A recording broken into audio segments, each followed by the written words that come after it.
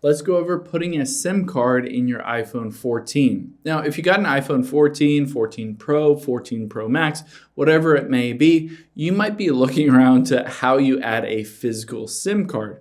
And if you look at the sides, normally you find that little tiny hole where you can push a paper clip in it and pop it out, and you have a little SIM card tray that you can then put the physical SIM card in your iPhone. Now, in the newest iPhones, they've switched from those physical SIM cards to electronic or eSIM cards. So it has the ability to have two eSIM cards. Let's hop into settings here, and we can tap on cellular.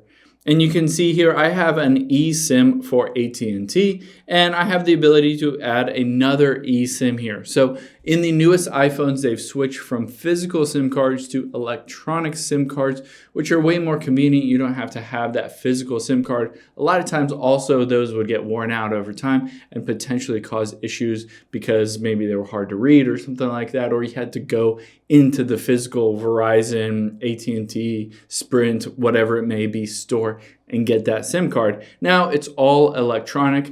So if you wanted to do that, basically you're just going to contact your carrier and try to add that eSIM, and you can hit add eSIM.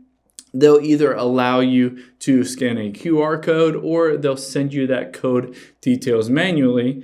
And you can hit use QR code and then hit enter manual details at the bottom here. And then you can have the activation code, the confirmation code, all of that stuff to electronically set up your SIM card. This helps because basically it removes another little feature on the side of your iPhone, and it helps because you can have two different eSIMs on your iPhone, which is fun if you, say, spend some time in the United States, and then you also spend some time in Mexico or France or wherever it may be. You can have SIM cards in two different countries at the same time. Hope this helps. If you have any questions on that, leave them in the comments down below, and I'll catch you on the next one.